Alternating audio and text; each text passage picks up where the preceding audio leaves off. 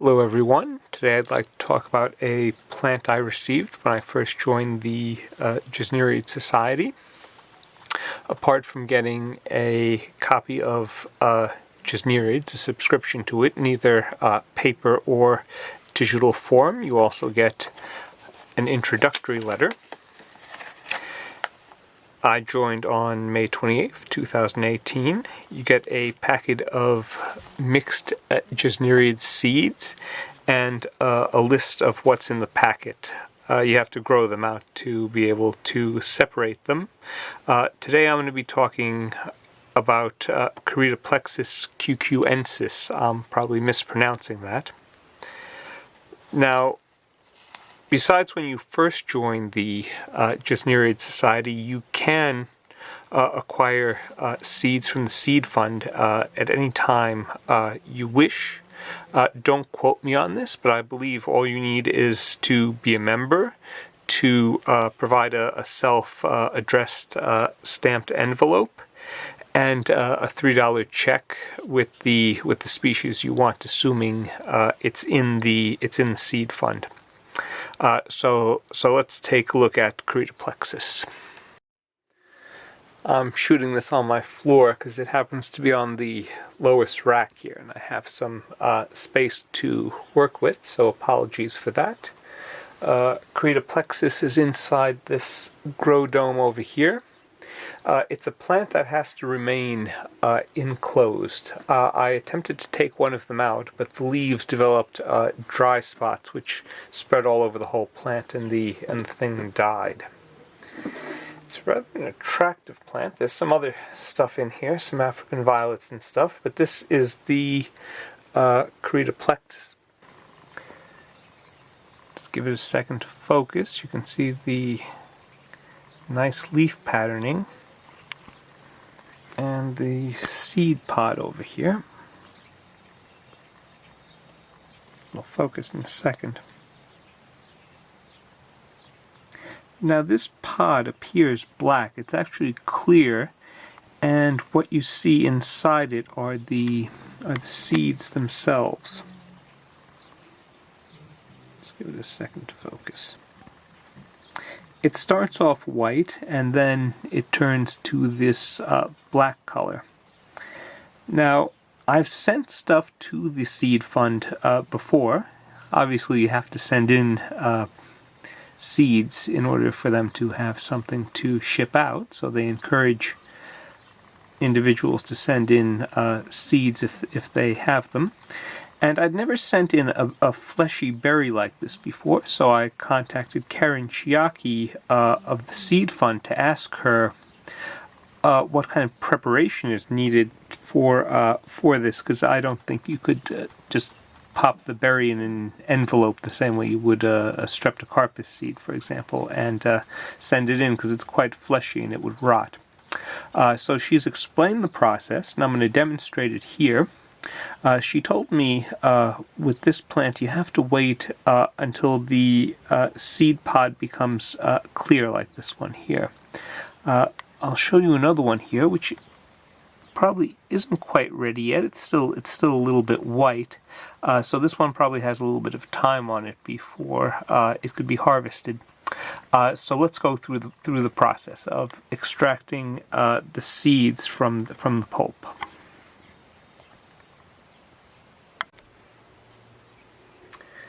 Okay, now we're going to take off some of the seed pods, the berries, I should say. We're going to want to pick only those that have ripened sufficiently so that the seed is transparent and we can easily see it. So I'm going to take a look around here. This seems to be one of the oldest ones here. Let me see if I can take it off without using instruments. Yes, I can. Okay, so I've removed this one. It's always best to take it off with your fingers if possible. And let's take a couple more.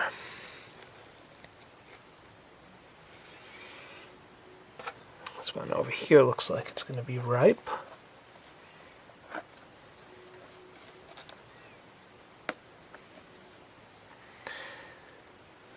Okay, we'll take that one.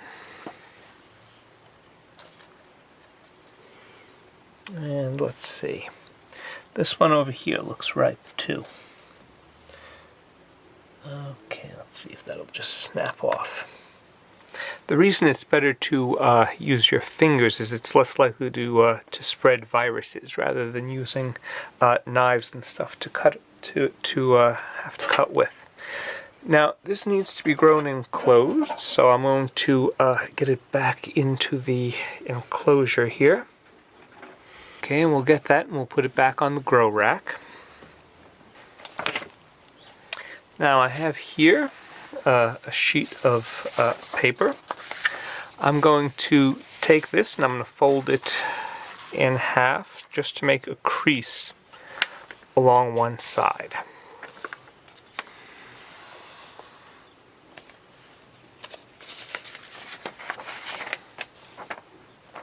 There we go. Let me fold it like this so it has a hard backing underneath it. Okay, I'm going to take one of the berries. Here, let's see if I can take it off. Okay. Okay, here we go. Okay, it came off pretty easily and I can see the seed inside there. I'm going to try and I'm going to smear it across this paper here. Let's see what happens.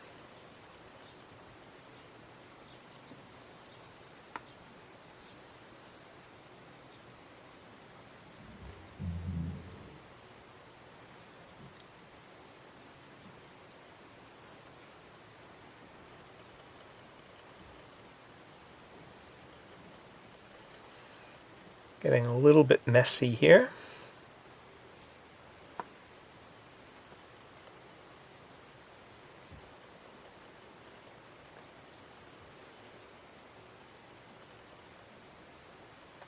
The idea here is that the flesh should dry out. It should desiccate, and once it's ready, the seeds should fall off the paper.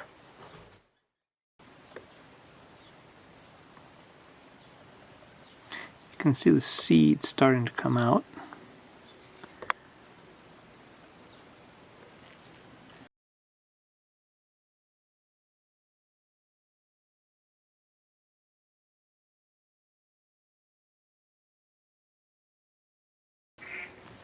Okay, here we go. We've smeared 2 seeds over the paper. Now we're going to wait for it to dry, and essentially the seed should come up, possibly with a little help from our fingers, and we'll direct it all towards the crease in the middle, and then we'll put it into a horticultural envelope. We'll check back in a little bit once the seed is dry. Now the next part we need to think about is the horticultural envelope we're going to put the seeds into. I have here some examples of horticultural envelopes. I like this one for big Streptocarpus seed pods. It's rather nice because it's locking. It opens here on one side. You can put the seed right inside there. It locks by taking this little tab here and pushing it into here, and it keeps the seed nice and secure inside. It won't unfold by itself. For smaller seeds, I typically use this envelope here. It's also a design that locks by itself with these interlocking tabs. You put the seed right down there. You fold this up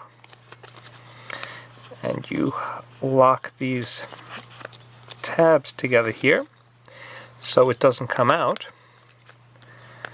and that would be a good envelope for small seeds. Karen Chiaki sent me this design here. So I'm going to use the one that she recommends, and we're going to fold one of those and let's see how it goes. So we're going to take a sheet of paper and we're just going to fold it in half.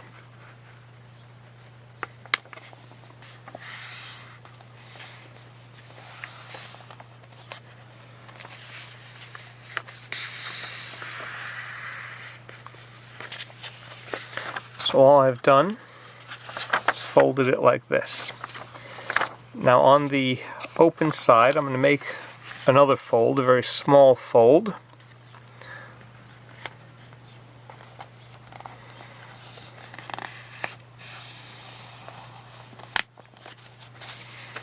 Trying to keep it nice and straight as possible.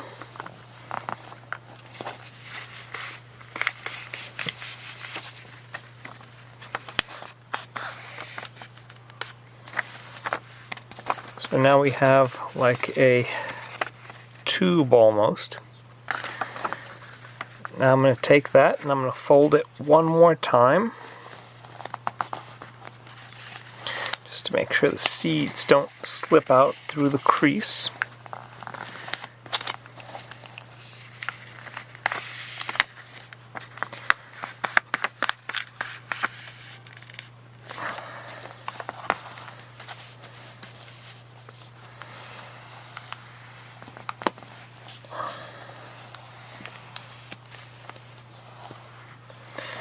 Now we're going to fold it once more on the corner here.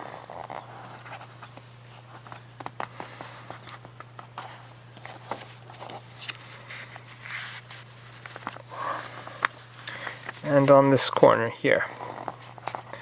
The instructions say to put the seed in, but I don't want to be messing around with it and trying to fold it while there's seed inside. So I think I'm going to attempt to create the envelope first and then put the seed inside afterwards. Okay, so we've got that. Now this part I think is going to be the most tricky. We have to get this to be even. And I'm not quite sure how to ensure it's even. But we'll see.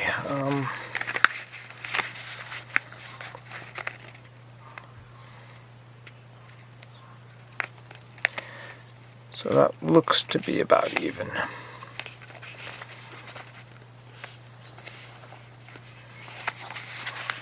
Let's fold it again like this and see.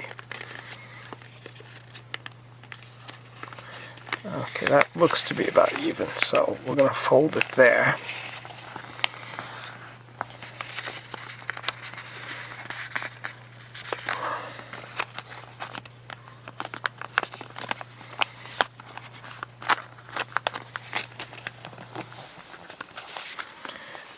Sure the folds are nice and crisp so no seed falls out through the edges.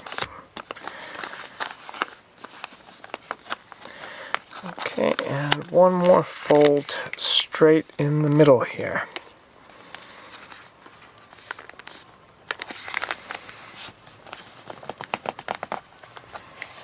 Okay.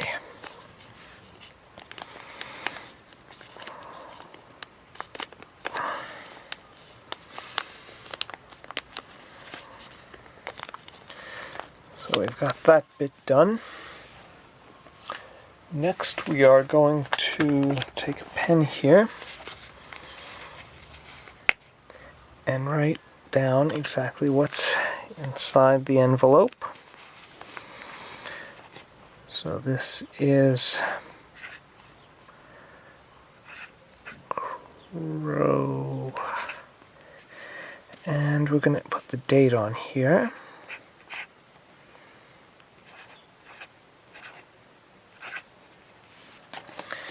Open this guy up.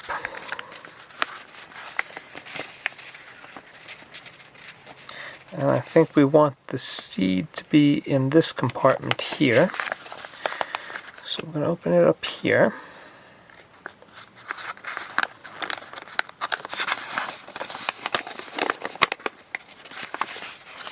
I'm going to be able to load the seed in through there. Let's have a look at our seed. It's been drying.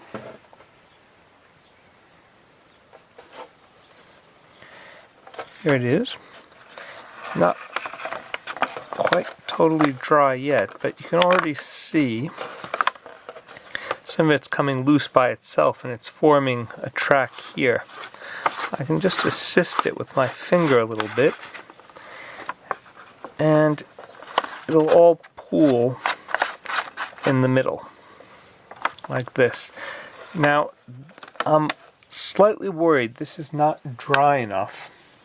So, kind of like a celebrity chef, I've prepared some seed earlier. This is the one I've prepared earlier here. And the seed is here in the middle. It's very fine. It's finer than poppy seed.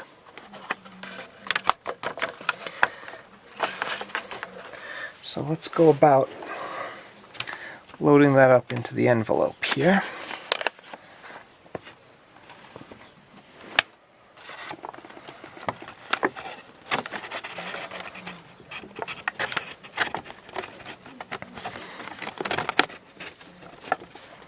I don't know if you can see this on camera.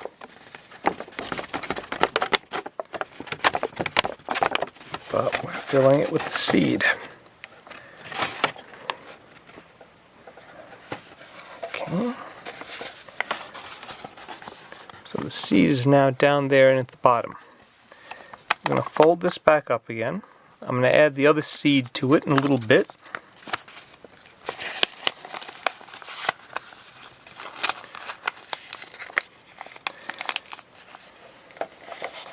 Now all we have to do is put this into the envelope.